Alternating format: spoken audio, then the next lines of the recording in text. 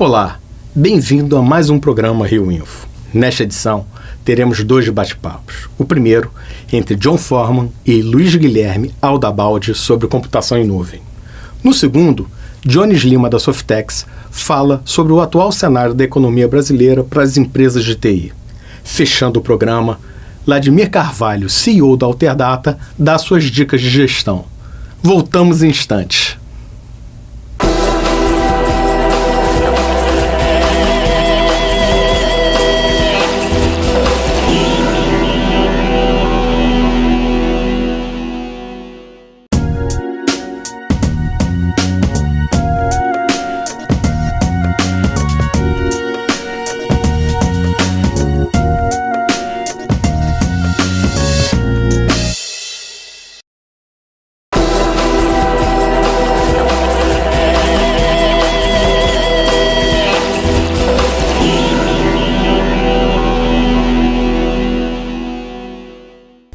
Assista agora o bate-papo entre John Forman e Luiz Guilherme Aldabaldi sobre computação em nuvem e seus impactos na vida dos usuários e dos gestores empresariais.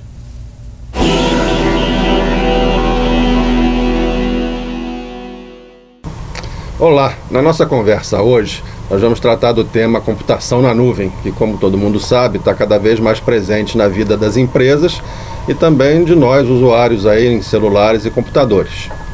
Quem está aqui para conversar conosco é o Luiz Guilherme Aldabaldi, que atua na área de consultoria de tecnologias do Serpro, uma das maiores empresas de TI aqui do Brasil. Luiz Guilherme, muito obrigado aí por aceitar o nosso convite. Eu queria começar te perguntando qual é a importância da computação na nuvem para o Serpro nos dias de hoje. Eu queria agradecer o convite, primeiramente, John, obrigado. A importância da computação em nuvem para o Serpro é que hoje ela representa um novo paradigma para que a gente possa disponibilizar infraestrutura e disponibilizar serviços. E então a gente está trabalhando, já vem trabalhando com isso há mais de 4 anos, e inclusive um dos desdobramentos desse trabalho foi a participação na elaboração da norma da ABNT relacionada à computação em nuvem. Luiz Guilherme, esse é inclusive um dos pontos que a gente está querendo abordar com você aqui.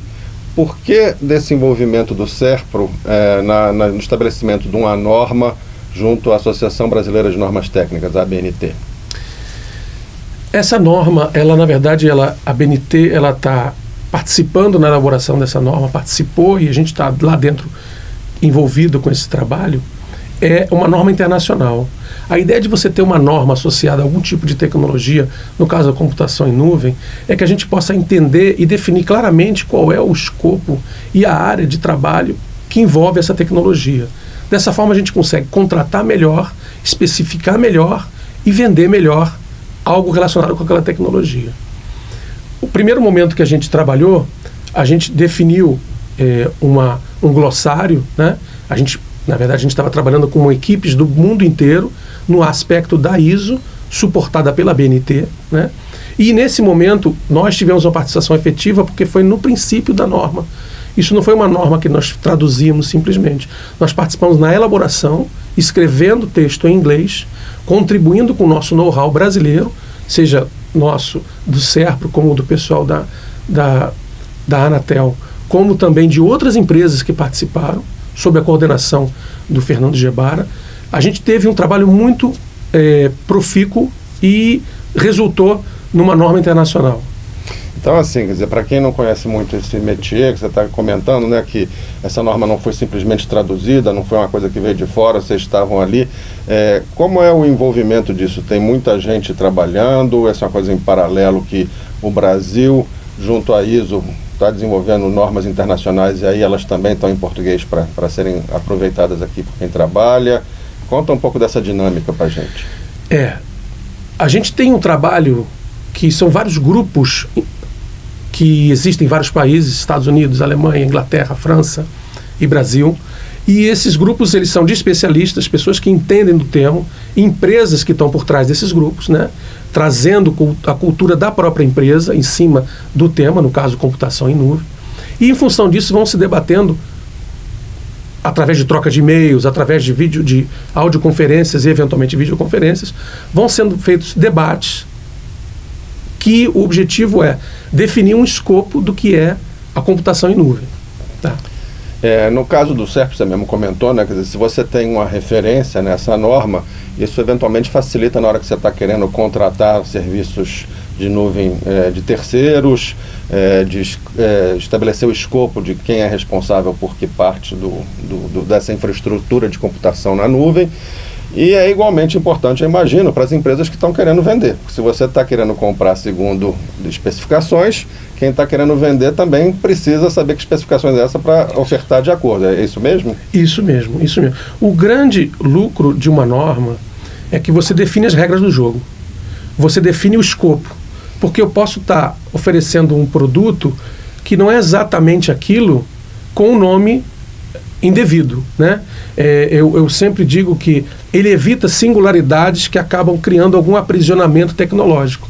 Quando a gente fala de aprisionamento tecnológico numa escala pequena, isso você consegue trocar. Você imagina que você comprou um parafuso para a sua porta e que ele é diferente do resto. Você trocar a sua porta e botar um parafuso outro não é problema. Agora, quando você fala de parques de máquinas, de servidores que estão atendendo eventualmente projetos grandes, você fazer uma migração é muito complicado. Então, o tema, quando a gente fala de norma, a gente pensa sempre em interoperabilidade, na capacidade de estar movendo essa solução, uma solução que foi adquirida para uma outra, e, eventualmente, até você conseguir contratar, ou uma empresa que esteja querendo fornecer para o governo, possa se preparar para atender um projeto básico, uma licitação.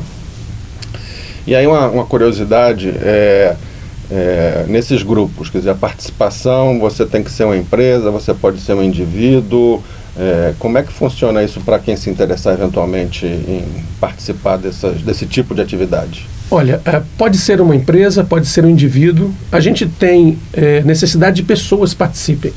Hoje a participação é muito baixa, e a ideia de você ter uma empresa por trás, um laboratório, uma entidade, uma instituição, é mais porque você estaria representando ou um fornecedor da tecnologia ou um comprador da tecnologia, né? Ou, eventualmente, uma universidade, que é uma coisa que também a gente sente falta da presença dentro dos comitês, dos grupos de trabalho relacionados, no caso específico aqui, na norma de computação em nuvem. Mas qualquer pessoa poderia estar participando, mas seria muito importante que ela trouxesse a bagagem da experiência de ser um usuário ou ser um fornecedor. Seja que ele vai ser um dia ou que ele já é. E nesse grupo, atualmente, que vocês estão, tem muita empresa aqui do Brasil participando também? A gente, além da Anatel, do SERPRO, a gente tem outras associações trabalhando também. Tem poucas empresas. No nosso entender do nosso grupo, a gente precisaria ter mais presença no âmbito das discussões, dos debates, para trazerem novas ideias, para trazerem novas colocações. A ideia de uma norma não é criar uma restrição, é abranger o que realmente é aquele produto. A gente brinca que a norma, ela na verdade, ela trabalha com o que já foi feito. Ela não é uma especificação do que vai ser feito. Ela é uma especificação do que já foi feito pela indústria, pelas empresas de software, no caso da computação em nuvem, e para permitir que aquilo ali forme uma massa que acabe virando um comodato, uma coisa que as pessoas entendam como funciona, sem precisar especificar qual o fornecedor ou qual é o tipo que está sendo utilizado. E nesse contexto, quer dizer, a norma já está publicada, mas já está sendo um processo de revisão continua. Como é que está o status geral disso? O processo a gente ajudou a elaborar a norma internacional. Depois disso, essa norma internacional ela tem que ser traduzida para o Brasil. Aí sim vira uma norma ABNT. Tá? Quer dizer, a ABNT participa na elaboração da norma internacional e participa no momento da tradução, que é feita pelos grupos de trabalho colaborativamente. E, a partir daí, existe um tempo, 2 anos, que você pode fazer uma revisão em cima dessa norma, e existem outras normas relacionadas. Essa foi a primeira parte de uma norma de computação em nuvem que trata de glossário e de uma descrição básica da nuvem. Numa segunda norma que está sendo produzida, traduzida agora já internacional, trata da arquitetura. que seria uma descrição dos elementos que compõem, como eles interagem minimamente para oferecer um serviço de nuvem. Então, existe ainda trabalho a ser feito e o convite para mais pessoas interessadas em participar está aberto. Com certeza, trabalho existe, convite sempre, né? E sempre bem-vindo qualquer tipo de iniciativa para agregar e para trazer conhecimento e críticas e sugestões. Nesse sentido, e aí talvez já saindo um pouco da norma, quer dizer, como é que você está vendo esse mercado de nuvem? Ele já está estabilizando, tem muita inovação acontecendo? Como é que você está vendo esse mercado? O mercado de nuvem, ele é um mercado que ainda tem muitas oportunidades. A gente vê um mercado que está crescendo. Apesar de terem muitas empresas hoje fornecendo e já tendo experiência acumulada de alguns anos em nuvem, poucos, ou ainda existe muito espaço no mercado consumidor de nuvem, seja no varejo, seja no varejo que eu digo, nas pessoas físicas ou pessoas jurídicas. O grande valor agregado de uma nuvem hoje, ele diz respeito à capacidade de você trabalhar com processamento, seja computacional, né? Seja um processamento quer dizer, sempre computacional, mas você trabalhar com esse processamento à medida do seu uso, né? A gente chama de computação utilitária. Uhum. Então, isso eu acho que é uma modificação que vai acontecer no cenário do uso da tecnologia, no qual a gente sai de um ambiente CPD e a gente passa para um ambiente de nuvem que a pessoa paga pelo uso, que nem hoje eu pago pela energia elétrica. Eu não preciso ter uma estação geradora de energia na minha casa, eu posso contratar alguém que me forneça energia e eu vou usar metade do dia energia, na outra metade eu não uso porque por algum motivo eu não estou precisando. Então, facilita para que algumas empresas possam ter acesso a um poder computacional maior, de uma forma mais imediata, e ao mesmo tempo facilita com que você tenha a capacidade de atender a vários clientes, seja no governo, seja na iniciativa privada. Mas, Guilherme, eu queria te agradecer muito aqui por essa conversa. Queria deixar o recado aqui que você já fez do convite, né, das empresas, porque, de novo, né, reforçando, né, você é uma empresa que quer contratar, a norma te ajuda na hora que você vai estabelecer e vai pedir as propostas dos fornecedores. Mas como fornecedor também te ajuda a preparar de acordo com o que a norma está demandando. Então, gente, a gente sabe que quem vai até a ABNT e entra em contato é direcionada para esses grupos, mas a gente aqui também do programa, a gente se coloca à disposição, quem tiver interesse nos mande aí um contato, um e-mail, que a gente promete aqui encaminhar aqui para o Luiz Guilherme, e quem sabe vocês não vão estar encontrando com ele ao vivo numa próxima reunião da ABNT. Então, Luiz Guilherme, de novo, muito obrigado aí por essa conversa. Obrigado.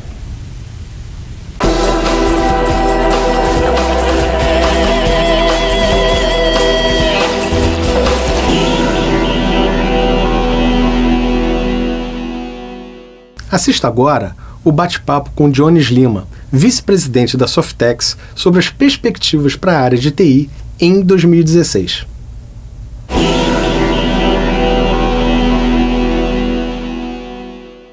Olá, hoje estamos aqui com Jones Lima, vice-presidente da Softex, para a gente bater um papo sobre as perspectivas para o ano de 2016 e como que a Softex, num ano tão difícil, pode ajudar um pouco as empresas a aumentarem sua competitividade, a terem uma atuação melhor no mercado. Jones, seja muito bem-vindo aqui na RioSoft para esse bate-papo. Enfim, então vamos lá, vamos direto, né? Como é que vocês estão vendo, como é que a Softex está vendo esse ano de 2016, como um ano de grandes desafios, e o que a Softex tem aí de ações para estar auxiliando as empresas na sua atuação? Ótimo, obrigado pela oportunidade, quero agradecer aí a RioSoft, que já é uma parceira da Softex há 20 anos, né? Somos agentes Softex aí, a Softex tem esse casamento com a RioSoft, e 2016 a gente sabe que não vai ser um ano fácil, né? Quem tem visto jornais aí já tem percebido que vai ser um ano difícil, mas a gente tem uma grande vantagem. TI é um setor que, mesmo em tempos de crise, ele tende a não perder o seu crescimento. Pelo contrário, às vezes ele até cresce mais do que a própria indústria, né? Foi o que aconteceu, por exemplo, em 2015, houve uma retração nas exportações brasileiras e o setor de TI, no contexto geral, exportou 5% a mais do que o ano anterior. E o projeto Softex, que A RioSoft faz parte desse projeto também de exportação, exportou 12% a mais. Então o que a gente entende?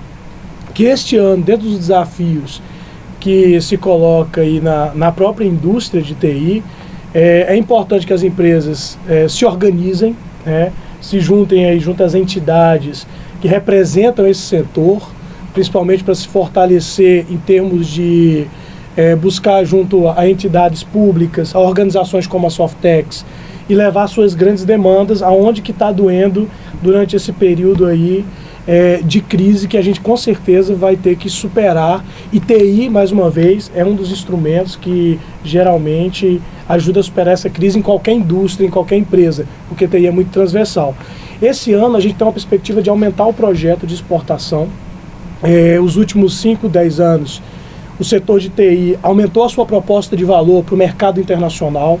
Então temos, com o aumento do dólar, há uma grande, digamos assim, uma grande oportunidade para as empresas de TI nessa alavancagem das exportações. Este ano a gente está mudando o modelo do projeto setorial que temos em parceria aí com a Apex, e o Rio de Janeiro com certeza vai ser aí beneficiado com essas mudanças. Vão ter capacitações, vão ter aí canais de vendas, que nós vamos colocar aí as empresas e os empresários este ano na porta do gol lá fora, Então é uma perspectiva que eu acho que é uma perspectiva boa. Vamos aumentar aí o Brasil Mais TI, que é um programa que com certeza também, junto com a RioSoft aqui no Rio de Janeiro, vai ter uma parceria para que a gente possa aumentar o número de pessoas que vão ser capacitadas em programação e para trabalhar com TI mais especificamente. E por que isso? Você vai perguntar, por que capacitar a gente se o ano é de crise e as pessoas estão desempregadas? Mais uma vez, TI tem um número bom. TI tem muita vaga, e tem uma perspectiva que até 2022 nós vamos ter mais ou menos 200 mil vagas para TI. E o Brasil Mais TI é um desses instrumentos que a gente acredita que pode viabilizar, suprir essas vagas aí que o mercado tem essa grande demanda. Também nós vamos começar a fazer algumas ações no programa Startup Brasil. Já foi anunciado pelo próprio governo que esse ano nós teremos chamada, o ministro da Ciência e Tecnologia já anunciou. A Softex, ela é a operadora do programa Startup Brasil e nós teremos um olhar especial para o Rio de Janeiro esse ano.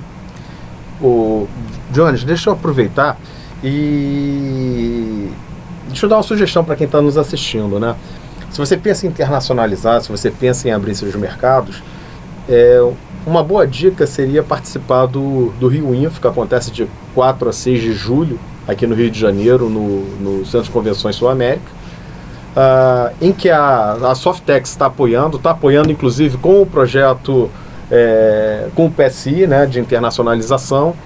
E o que eu falo para a turma, talvez seja o primeiro passo, a forma mais fácil de dar o primeiro passo, talvez mais barata também, é participar do Rio Info, é ter contato com as delegações internacionais que estão lá, conhecer o que esses mercados internacionais estão pensando, como que estão agindo, o que estão demandando.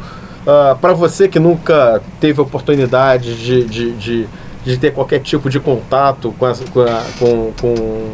essa turma internacional, é uma boa também para ver qual é o tom, como é que é o discurso, o que os caras pedem, qual é o tipo de acordo. Ou seja, para quem está iniciando o processo de internacionalização, é um excelente laboratório. Para quem já está rodando nisso daí, é uma excelente oportunidade de montar contatos, de abrir novos contatos na América do Norte, na Europa principalmente. E a gente convida vocês, independentemente de internacionalização, o Rio Info é muito mais amplo que isso, vem participar e conhecer outras oportunidades. E eu vou aproveitar e vou cometer aqui vou soltar um furo em primeiríssima mão, vou dar um furo aqui em primeiríssima mão, que a Softex está organizando o seminário de competitividade. Eu acho que vão ser boas dicas, um bom conteúdo para as empresas de TI enfrentarem esse período. É um período difícil aqui que o Brasil está atravessando, mas sem dúvida nenhuma é um período, e isso daí vai fortalecer a nossa atuação e a gente vai realmente decolar, estando com as empresas preparadas para uma atuação mais consistente. Claro, eu acho que, como disse muito bem o Bloch, a Rio Info, ele é um instrumento, vamos dizer assim, um instrumento nacional. Ele é mais do que carioca, hoje ele é um instrumento nacional do setor de TI. e que tem um grande valor agregado. E esse ano eu acredito que é uma grande oportunidade, por ser um ano de crise, é uma porta de entrada para essas capacitações, para entender como ser mais competitivo.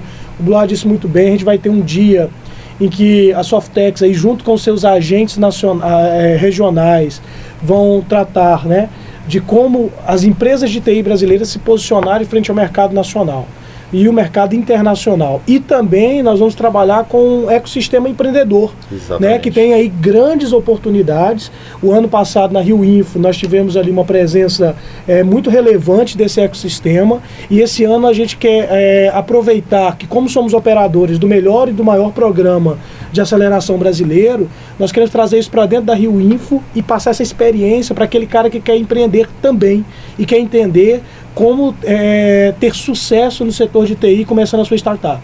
E uma coisa importante que a gente vai estar abordando também, que eu acho que o pessoal tem que estar ligado, tem que estar antenado, é a questão dos novos desafios que estão se apresentando para as empresas e startups, né? Então, não é mais questão de você um dia parar, pensar para encontrar um problema para tentar solucionar ele, não. Existem tantos problemas na sociedade brasileira que demandam uma solução inovadora, uma solução ágil, e não só no Brasil, no mundo também, que a gente vai estar tentando alinhar esses problemas e alinhar isso também dentro do projeto do Brasil Startup, para as empresas estarem participando desse projeto e, claro, fazendo um excelente negócio, alavancando e também resolvendo problemas da própria sociedade, que talvez isso daí seja aquela... Você aí sim montar um ecossistema perfeito, né, Jones? É super importante.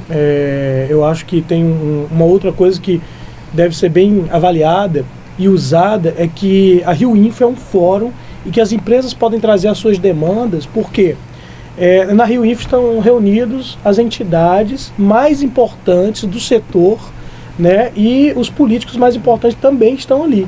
Então você tem a sua oportunidade de trazer as suas demandas e conversar com a RioSoft, que hoje é o nosso representante aqui no Rio de Janeiro, e que manda para a Softex Nacional aí as demandas que o Estado tem em termos de TI e como que a gente pode ajudar, né? Por exemplo, esse ano a gente vai ter algumas ações de startups no Rio, porque houve uma demanda da RioSoft, obviamente, para que a Softex tivesse um olhar, digamos assim, com mais carinho para o Rio de Janeiro. E, obviamente, esse ano também nós vamos lançar isso, provavelmente na Rio Info. Não, sem dúvida nenhuma, a Softex tem sempre um carinho, uma atenção especial com a gente aqui na RioSoft, com as empresas do Rio de Janeiro.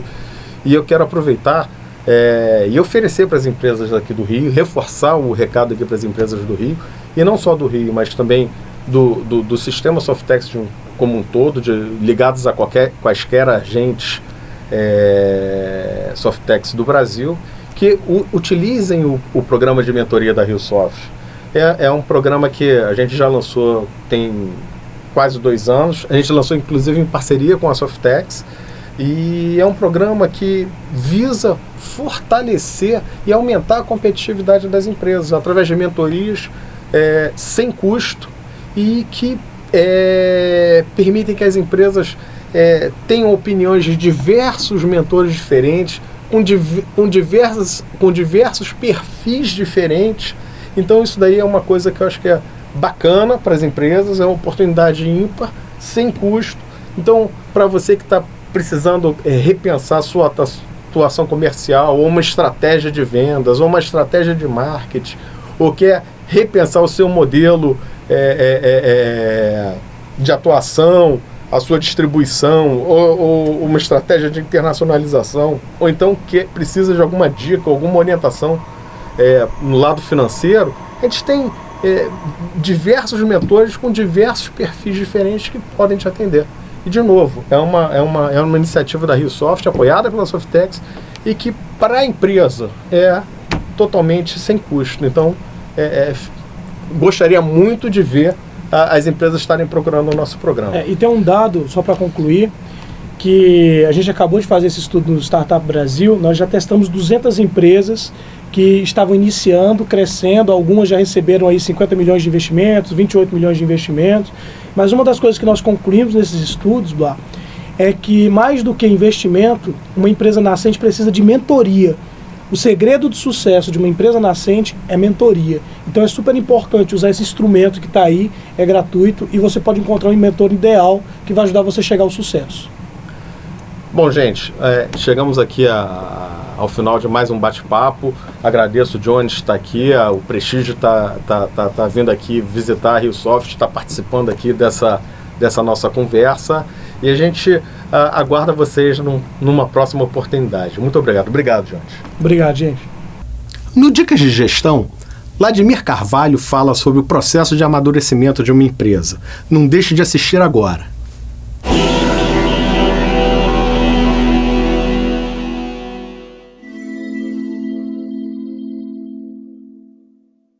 A competência além do fator técnico. É muito importante que o gestor de uma empresa entenda que o processo de amadurecimento de um negócio passa por uma série de etapas. E a primeira etapa delas é fazer com que o empresário entenda que ele tem que fazer a passagem. A passagem significa você deixar de ser um técnico e passar a ser um gestor. Entender que o conhecimento técnico está muito ligado ao QI. E ser um gestor, um empreendedor, alguém que tem um negócio próprio, está muito ligado a QE. Antigamente, há alguns anos atrás, era dominante no mercado a contratação de pessoas, de profissionais, baseado no coeficiente de inteligência que ele tinha. Os psicólogos começaram a perceber ao longo dos anos que não necessariamente as pessoas que tinham QI alto eram aquelas que tinham melhor desempenho, como líder, como planejadores, como pessoas que energizavam exércitos para fazer atingir um determinado objetivo. Começaram a perceber que tinha um outro elemento. E descobriram que o QE, o coeficiente emocional, fazia a grande diferença. Não necessariamente os mais inteligentes.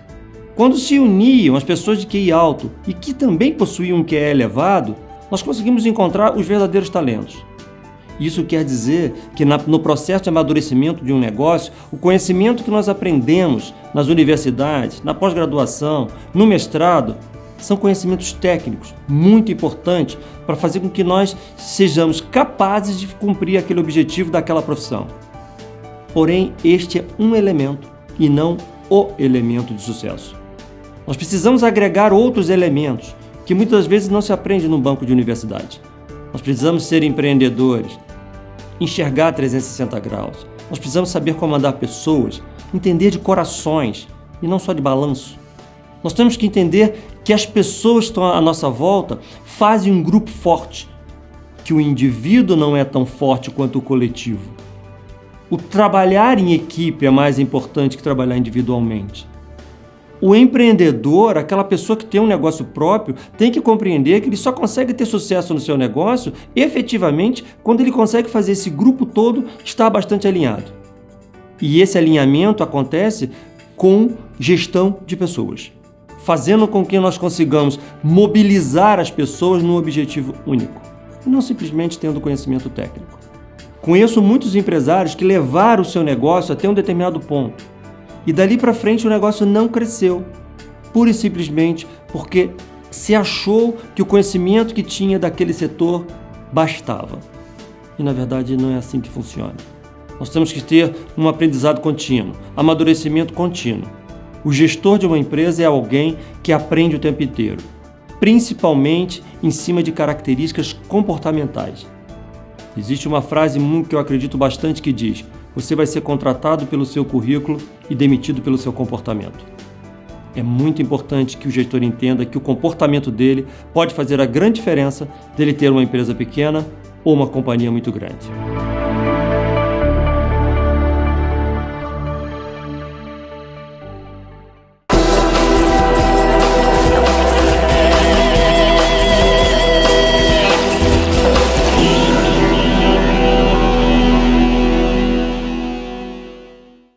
Chegamos ao final de mais uma edição do programa Rio Info. Se você quiser rever o nosso programa ou ver as edições anteriores, acesse www.tirio.tv. Muito obrigado.